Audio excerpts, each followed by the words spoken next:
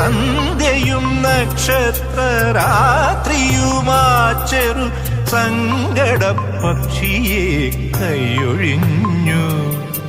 കാറ്റിന്റെ വാതിലിൽ മുട്ടി വിളിച്ചപ്പോൾ കാണാത്ത ഭാവത്തിൽ മുഖം തിരിച്ചു. വെയിലിന്റെ ഒരു തൂവൽ മാത്രം മറന്നിട്ട് വേനൽക്കിനാക്കിളി കൂടൊഴിഞ്ഞു.